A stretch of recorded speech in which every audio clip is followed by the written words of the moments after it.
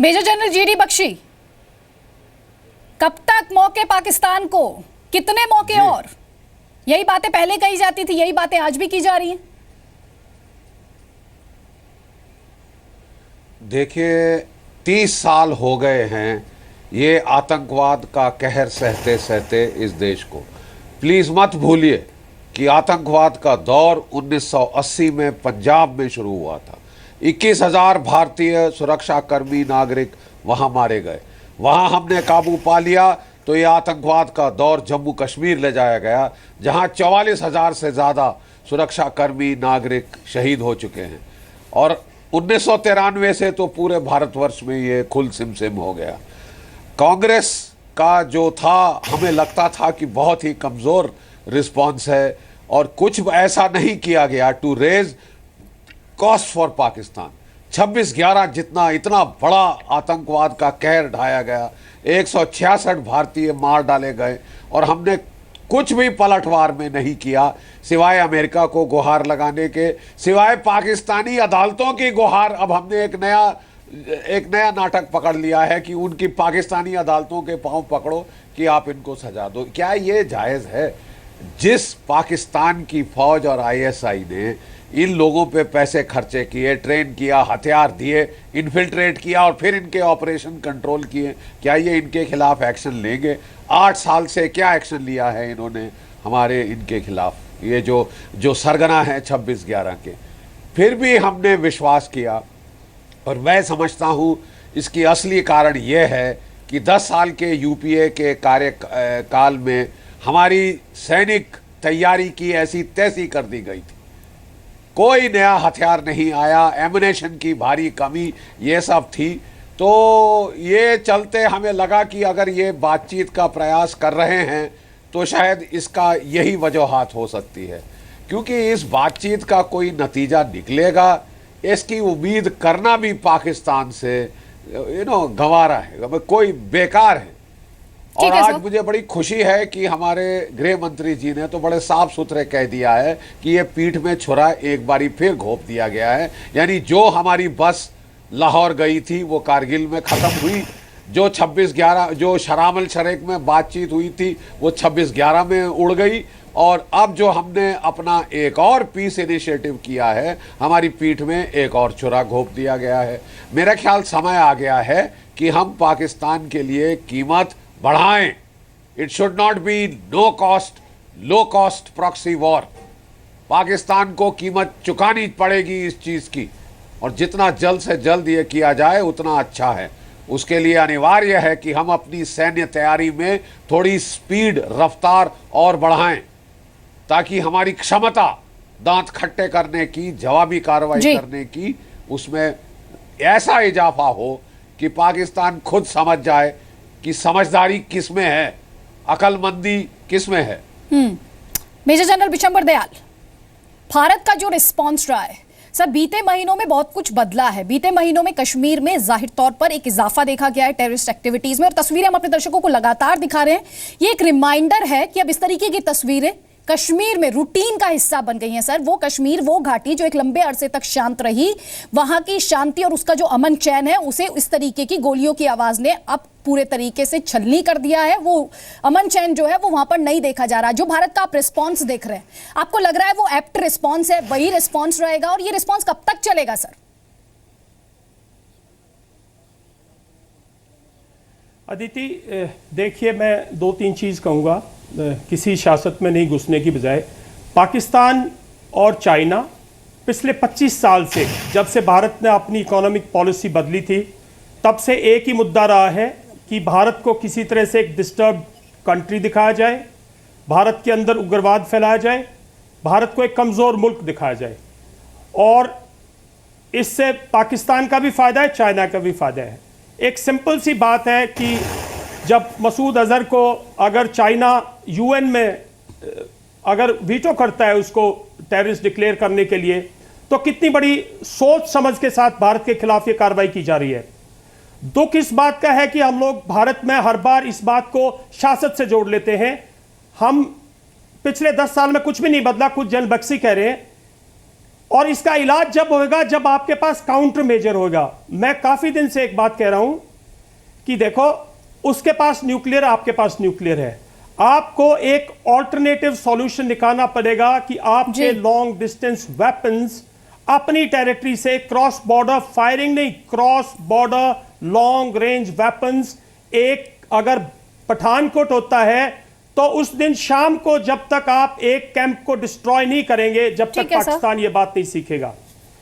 ठीक है, ये जो पॉलिटिकल लेवल पे जैसे मोदी जी कर रहे हैं, ये कीजिएगा, दोस्ती का हाथ बढ़ाइएगा, दुनिया में ये बताइएगा कि हम पाकिस्तान के साथ संबंध अच्छे चाहते हैं, आप और भी फ्रेंडशिप के नए तरीके लाइएगा। लेकिन ये एक उग्रवाद की लड़ाई है और इसको रोकने के लिए हमें बहुत मजबूत कदम उठाने की जरूरत है, और उसके लिए हमारे पास मेरे ख्याल में अभी सोची समझी एक लॉन्ग टर्म स्ट्रेटजी और प्लान नहीं है।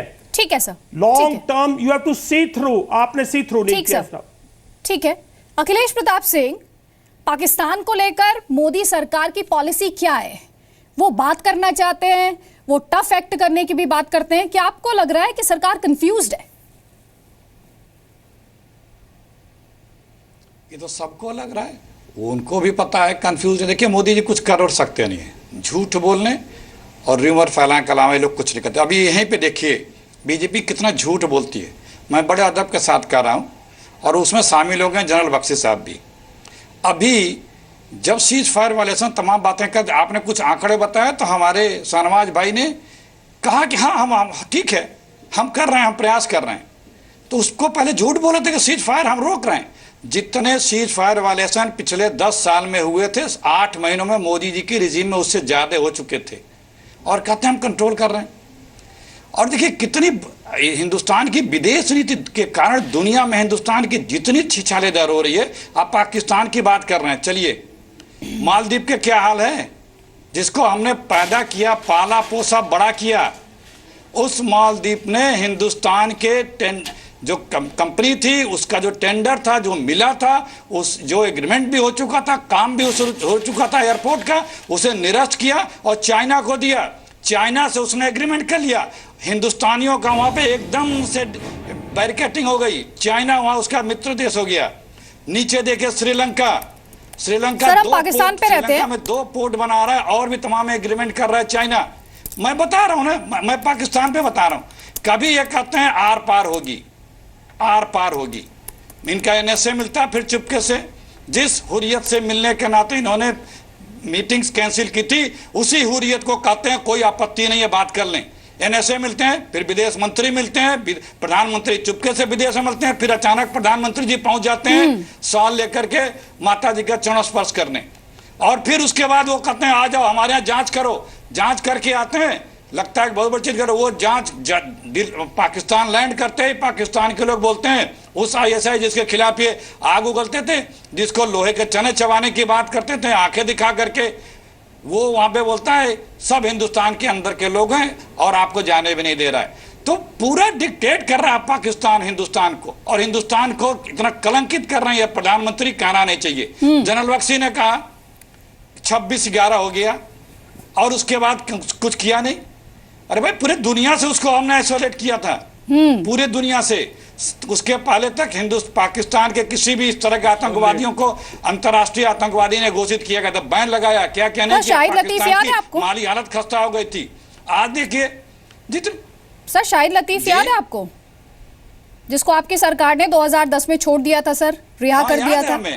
हमें सब कुछ याद है, हमें सब कुछ याद है। हमें यह भी याद है कि जब वो करा रहे थे पूरी दुनिया में, इंडिया का साथ दे रहा था पूरा दुनिया। आज पूरी दुनिया सर, आप जानते हैं वही शाहिद लतीफ पठानकोट अटैक के पीछे विरोध कर रहा है। अखिलेश जी, आप जानते हैं वही शाहिद लतीफ पठानकोट अटैक के पीछे वही है जिसको कंधार पहुंचा के आए थे। शाहिद लतीफ वही है, सुनिए, शाहिद लतीफ वही है जिसको ये लोग पठानकोट राजकीय सम्मान के साथ एक मंत्री के साथ पहुंचा। शाहिद लतीफ को 2010 में छोड़ा गया था कि नहीं छोड़ा गया था यूपीए सरकार द्वारा? कि पाकिस्तान से सूचना मिल चुकी थी। सुनिए सुनिए सुनिए सुनिए, आर्मी कर रही थी कि एनएसए कर रहा था? कौन ऑपरेशन को कंट्रोल कर रहा था? जिस गृह मंत्री को यही नहीं पता कि पठानकोट ऑपरेशन खत्म हो गया, वो क्या बात करेंगे? पहले ट्वीट करके बताते ऑपरेशन कंप्लीट। सर आप इस ये मामले देश को के पूरा गृह मंत्री, डिटेल कर रहे हैं। मैं आपसे एक किसने सवाल कंट्रोल पूछ रही किया थी, था उसका उस जवाब ऑपरेशन को? चलिए। जीडी ये बख्शी साहब कुछ कहना चाह रहे हैं, जवाब सुन लीजिए। अदिति जी, कंट्रोवर्सी तो वही हुई थी कि अदिति जी, मैं एक आर्मी कुछ कहना हेडेड चाह थी रहा कि हूं। एनएसए हेडेड था, कौन था सर वो? सुन लीजिए ना, देखिए थोड़ी सी नहीं, यहाँ पे नहीं। आर्मी की वॉइसेस भी हैं, उनको सुन लीजिए सर। देखिए अखिलेश जी, अच्छा अखिलेश जी, जहां तक आपकी सरकार ने क्या पलटवार किया क्या नहीं किया 26/11 के बाद, ये सर्वविदित है, ये पूरी दुनिया ने देखा है। हमारा जीरो रिस्पांस, एक गोली नहीं चली बॉर्डर के पार, आप बाकी सब तो छोड़ दीजिए। और जनता की अदालत ने आपको अपना फैसला सुना दिया कि जनता नाखुश थी आपके टेबिट वीक रिस्पांस से, इसलिए आपको बाहर का रास्ता दिखाया गया है। और इसीलिए मैं ये भी कहना चाहता हूं कि अब जनता को बहुत उम्मीद है कि हम तैयारी करें, मालिश करें, कुछ भी करें, लेकिन पाकिस्तान के लिए कीमत बढ़ाएं। चाहे हम अपने Su-30 विमान भेजें मुरीद के ऊपर चोट करने के लिए, या हम अपने जो है मिसाइल फायर करके जो है अपने ब्रह्मोस मिसाइल से हम बर्बाद करें भावलपुर में, लेकिन हमको पलटवार करना होगा। ये मैं साफ एक हितैषी की तौर पे सरकार को कहना चाहूंगा कि अब समय जा चुका है। ठीक है सर। दुनिया का अब बहुत धैर्य से देश की जनता ने इंतजार किया है कि हम करारा पलटवार देखें। ठीक है सर। पूर्व हमारी जो नॉर्थ ईस्टर्न सीमा है, हमें खुशी है कि 2 ऑपरेशन पार हो गए। ठीक है, मेरे जीडी ख्याल बख्शी साहब। इसका संकेत पाकिस्तान को देने के लिए अदिति, मैं आपको बता दूं, पलटवार करना अदिति, होगा। जी जी एक जी मिनट